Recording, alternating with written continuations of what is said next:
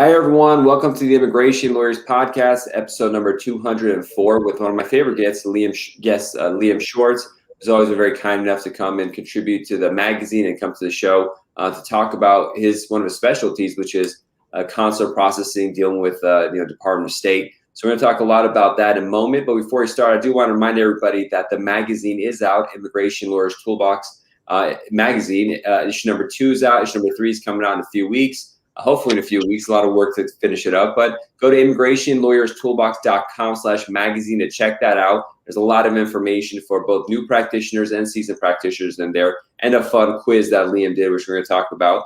But I also want to thank the sponsors of the magazine, in particular DocaWise is also a sponsor of the podcast.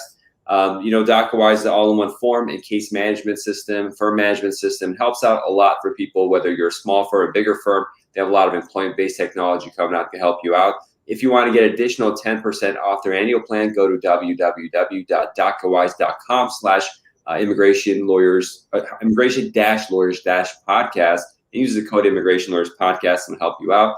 And on a side note, if you are an immigration attorney, you want to become an immigration attorney, try to learn the ropes of what consular processing is, and admissibility, adjustment status, all centered around the marriage immigration case, which is my bread and butter. Email me at info@immigrationlawyerstoolbox. I have an in-depth course that can help you out on that. And having said that, let's get started. Liam, thank you so much for coming on the show again. Pleasure. Hi, John. Well, for those who don't know, you're headquartered in Israel. You do a lot of consular processing in business cases. You're part of a bigger firm, a really big firm actually, in charge of the immigration section. So I thought I'd just do a quick one because we've talked before. But I just want to jump into it. How is the situation in Israel right now with COVID and the Delta variant and all that kind of stuff? Well, we're like a lot of countries, whether it be the U.S., Australia, or Europe, the Delta variant is starting to hit us hard. Mm-hmm. And you could say we're entering into a fourth wave. It's like everywhere else, hitting people who haven't yet been vaccinated.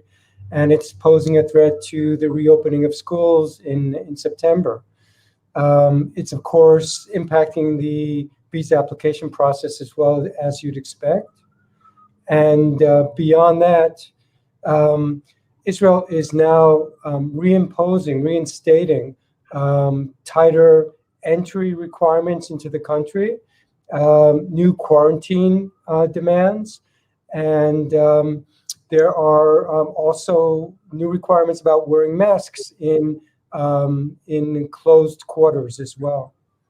Talking about the visa requirements, Israel and the embassy in Jerusalem in particular was one of those ones that yo-yo back and forth the most with they scheduling consul interviews and then canceling them. I guess that's going to continue. There was an interview or something I read, I think it's in Rome district, where they talked with Israel. They said we never fully closed. We just were really, very, very few cases. Was that the case?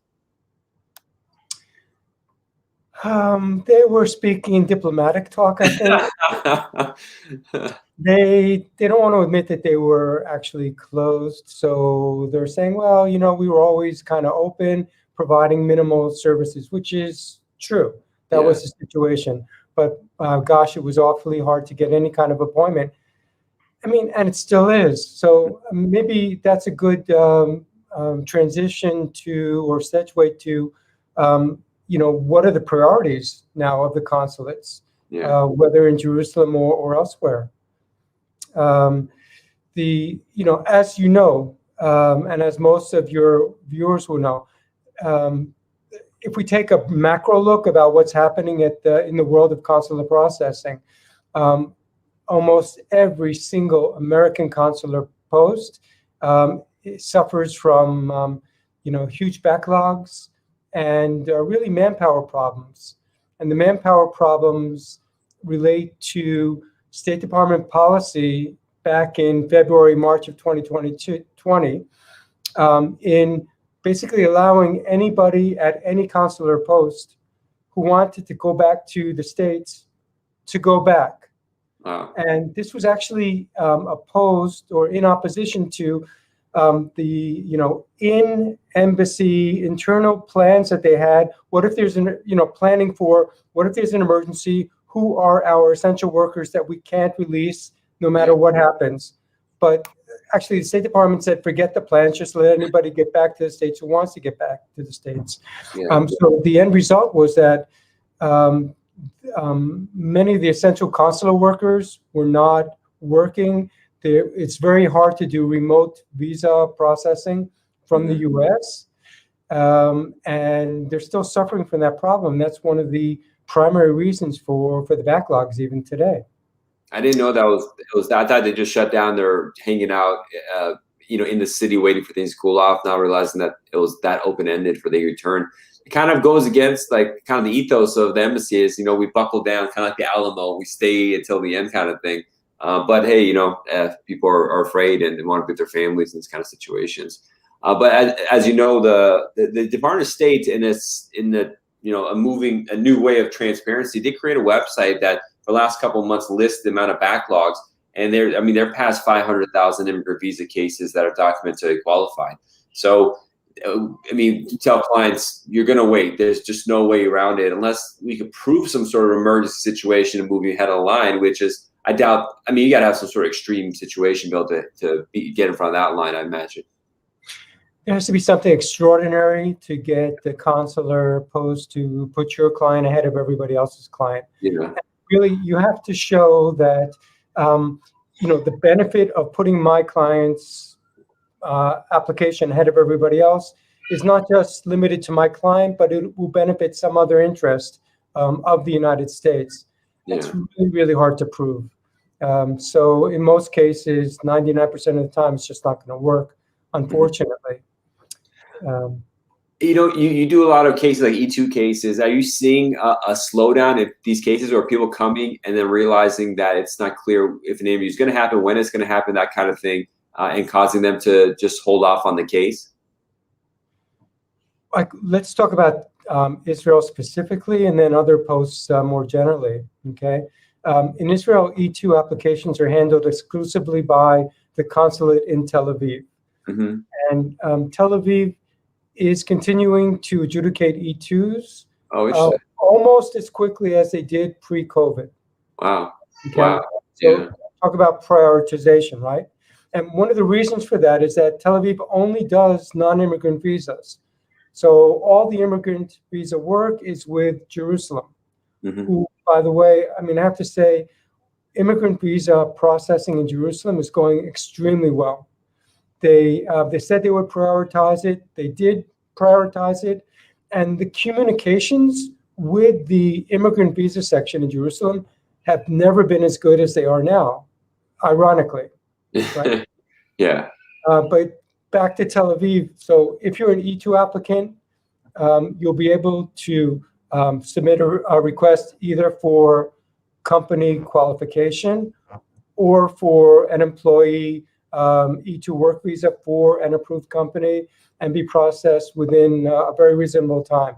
Right now, it's about 2.5, maybe 3 months for company qualification, and just a couple weeks, maybe 3 weeks for an employee of an approved company. Right. Okay? But beyond that, in other countries, if you look at posts like London, for instance, they're only accepting E2s on an emergency basis. And other posts as well. Sydney is something like 175 days right now. And so it's really a post by post thing, depending on, their local resources, which means how many bodies they actually have in post to adjudicate applications. On the other hand, getting back to Tel Aviv and to the other posts as well, it's virtually impossible now, John, as I think you know, to apply for a B1, B2 visa in Tel Aviv, in Jerusalem, anywhere in the world. Yeah. Okay, it's just like it's literally at the bottom of the priority list right now. So like Tel Aviv has the first appointment is available in August 2022, and that's not unusual at all for relating to other posts. So then the question becomes, if you really need to apply for a B1, B2, can you apply for an emergency appointment? Number one. Are there visa facilitators who can help expedite my appointment? And 3, can I look elsewhere and apply as a third country national? I think those are the 3 questions that everybody is asking. Mm-hmm. So let me just address those questions head on. Emergency appointments for B1, B2 visas, which of course include tourists, medical trips, and business visitors, are available at every post. But in general, they're not going to be approved unless there is something truly compelling about the application. And the best way to prepare that kind of request for an emergency B1, B2 is to put yourself in the place of a crazed busy consular officer who looks at the requests and says to himself or herself, is there anything compelling about this? Okay, so if you're drafting a request for yourself or for a client, just think, am I making it compelling? What is it about my request that will help the United States in some fashion or form? Mm-hmm. What is the benefit beyond merely me going there? Of course, if it's a true medical emergency, life or death, then your chances are, pretty good of being approved. Mm-hmm. As far as visa facilitators go, you've seen this. I know you've seen this in just about every country that you deal with, John. Yeah. There are all kinds of countries saying, pay us $200 and we'll get you a visa appointment. Mm-hmm. My personal opinion is you're just wasting your money, or worse, it could be something fraudulent. I urge my clients to stay away, to steer clear from those kind of businesses. Mm-hmm. Because they just have very low credibility in my mind. Yeah. I was talking with Amanda Brill, and she deals with London a lot, and they're getting 8 months worth of emails in 1 month because of the NIE situation. So, they're just backed up. I can imagine. I was on that interview. Like, I had one client who came for consultation, and he wrote like a 5-page email and sent it to them. And I'm like, this is the kind of stuff they're getting en masse every day. So, like, they don't really want to hear anything. They're probably burned out. They're understaffed. So, I guess make it short and sweet when you're making these kind of requests, and just make it easy for them to, as always, just make the work easy for them to want to choose you out of the mix. Absolutely. I mean, it's actually better to be short and brief, short and sweet, rather than to provide a great deal of details and things. They give them something they can read within 30 seconds. Yeah, exactly. That's really the secret to success here. Yeah. Did you have a third note? I'm sorry, I cut you off in the middle of it. Let's talk about third country national processing. Okay. So it's really tempting if you're, say, Australian and facing these long processing times, or from the UK or India. Mm-hmm. To look to see, well, where can I apply? Because they're all kind of like backlogged for the longest period in my home country. So where can I apply for either a work visa, a student visa, or really even just a tourist visa? And the thing is, it's really tough to apply as a third country national really anywhere. And the State Department just came out and mentioned in its latest minutes to AILA that the chances of any third country national being approved anywhere in the world are basically zero, because priority has to be given to nationals of that country. So I just don't see third country national processing, which means, of course, if you're Australian, you're applying, say, in Israel, mm-hmm. to be a realistic option. But beyond that, even if you could, say, find a visa appointment in Israel, you'd still have to face the entry-exit requirements relating to COVID-19 of that third country that you want to apply for a U.S. visa in. Mm-hmm. So, there are quarantine requirements. You'll have to do testing, and they may not even let you in unless here, too, you can prove some kind of compelling reason for why you want to enter the country. And really, the best resource for knowing about what the entry, exit, and quarantine requirements of any country are, the best resource is the U.S. Embassy in that third country. Just go to the launch page of the embassy website, and you'll see that there's a dedicated COVID-19 section. And on the launch page of that section, they will tell you what the entry-exit requirements of that country are. Interesting. So it's a fantastic resource. And that becomes really important because a lot of people in America are trying to go to Canada to do third country processing, third country national processing. Mexico already was strict where you can't do you can only do extensions there, but they completely shut that down. Canada's not only shut it down, the entry exit requirements are so strict that even Canadians going to Canada have a difficult time. So yeah, we have a lot of people doing extension of status. I want to visit family. I'm like, you can't go. If you go, we don't know if you're going to come back or when you're going to come back. So right now, global migration is to the United States at least, and really is global migration. It's shut down, and it's going to shut down even more with this Delta variant coming.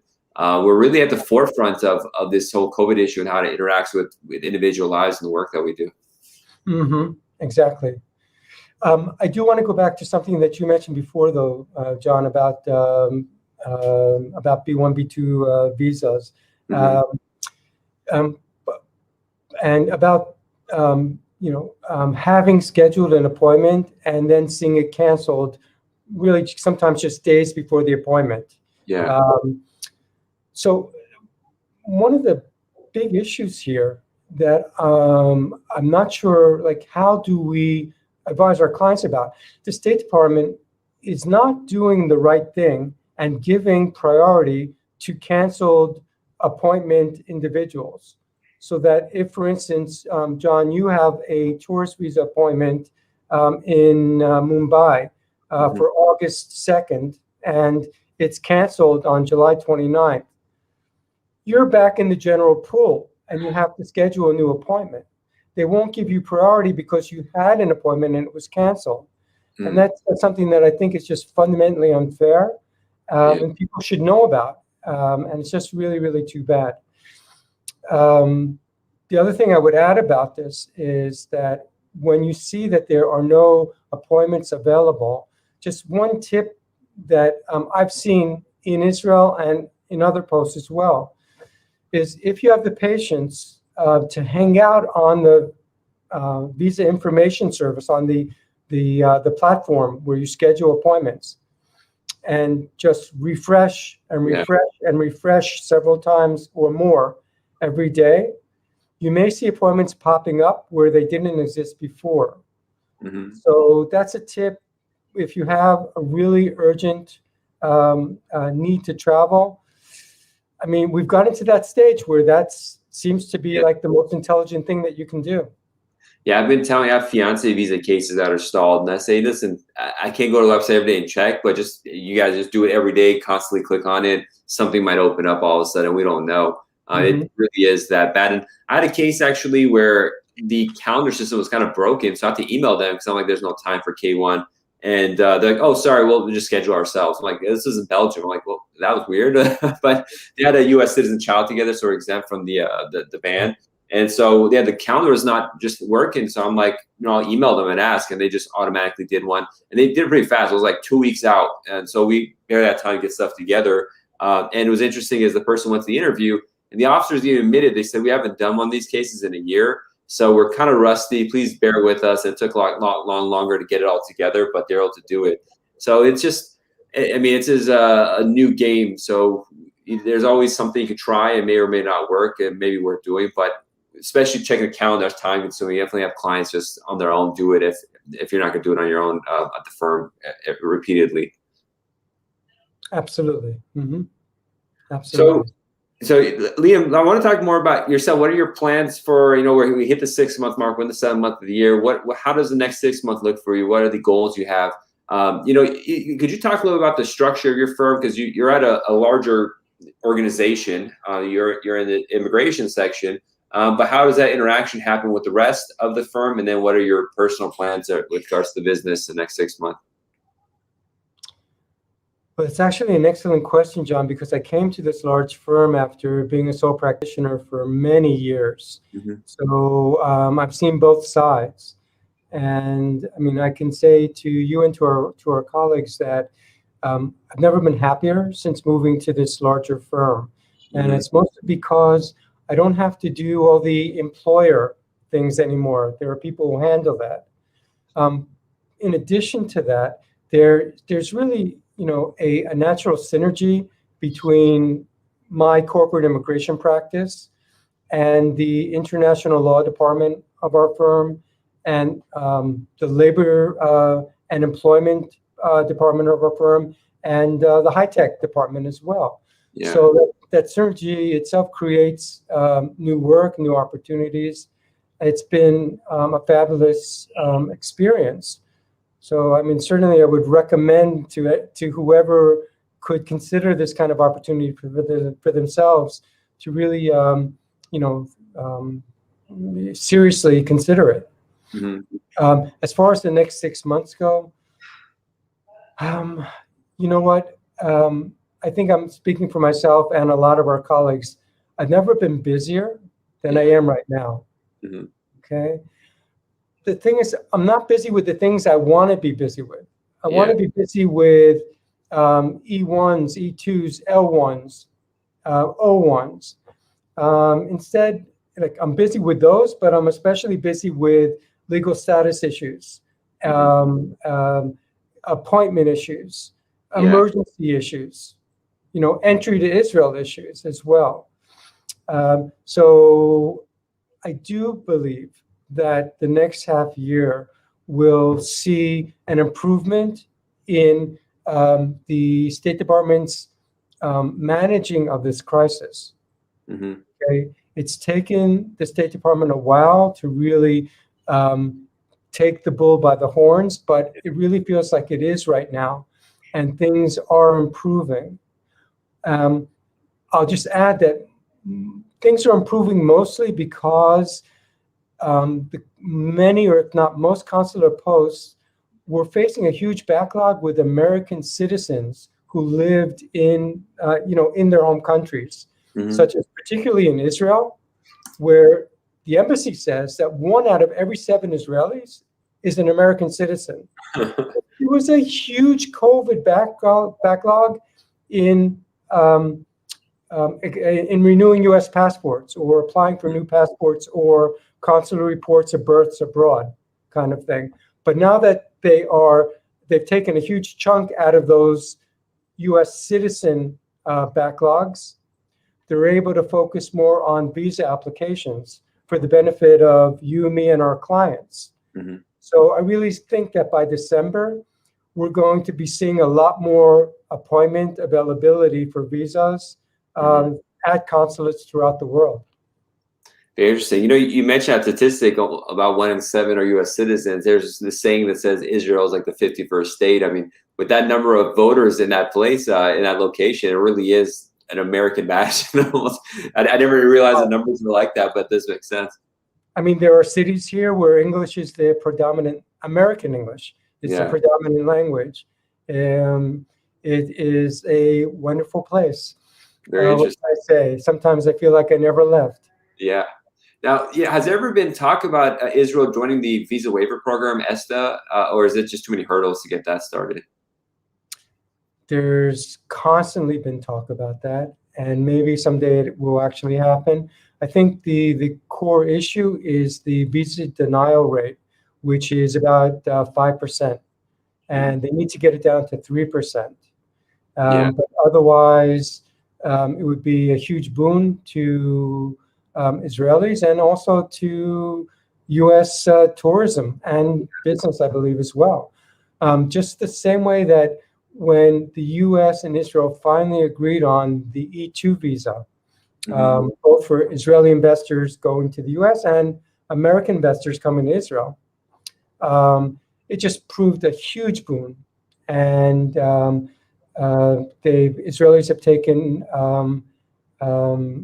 great advantage of it. And I think that a lot of foreign direct capital has been invested in the U.S., mostly in real estate, not just residential, but like family residential properties, things that are really of great benefit to the U.S. As a result of Israel becoming an E2 country just a few years ago. Did it ever come out why implementation took so long? Because they had accepted it, but it took years for them to actually start. Was it ever opened up why that delay, that lag happened? I think the same lag happened with New Zealand too. I guess it's pretty normal, but. Yeah, I mean, it took a long time because I think it was essentially a matter of internal Israeli politics, where several ministries had to get together and agree on the format of an inbound investor visa for Americans. And it just proved to be a great challenge. From the American side, it was a no-brainer. We're ready to institute this E2 today. But it was kind of foot dragging from the Israeli side, unfortunately. And they finally worked it out. And like I said, it's just proven to be a huge boon. Definitely. E2 is really one of the most amazing visas. It should really be global. If imagine what happened if India, China, Brazil, Russia opened up for an E2, all of a sudden it'd be a game changer. But the domestic politics plays such a role, as you said. Like for India, I don't think it's ever going to happen. They're so nationalistic in terms of controlling their economy. The relationship with Russia is not good. Brazil maybe, but they have some sort of stuff too. But E2 would be great. And a lot of Brazilians take advantage of E2 through the secondary passports. I mean, I agree with you. And it's just, I think, a total win for the U.S. economy, just like the visa waiver program is. And that's why it would be fantastic for Israel. I think the visa waiver program is a wonderful example of how the U.S. government can quickly and efficiently vet foreign individuals for temporary travel into the U.S. Many of them use it to scout business opportunities. And, if a country has a relatively low refusal rate, say like less than 10%, I just don't see why the U.S. would not kind of accommodate that country and allow them into the visa waiver program, because it's a total win, I think, both for on the Homeland Security side, because they do vet them, and also for the economic side as well. Yeah.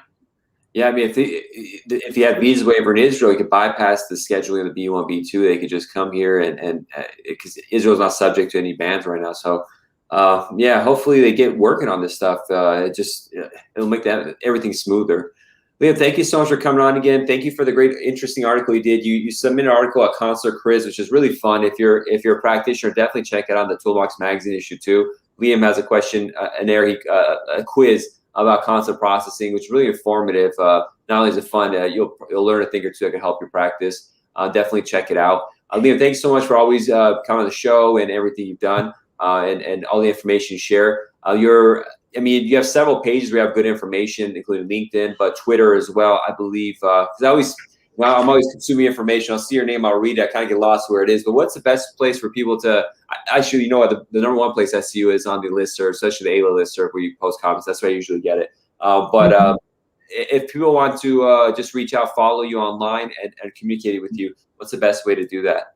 I think LinkedIn is probably the best form, John. Thank you. Wonderful. I'm also on Twitter, but I'm particularly active on LinkedIn. So as you are, and as is the Immigration Law Toolbox as well. Wonderful. And I want to thank you for having that as such a great resource.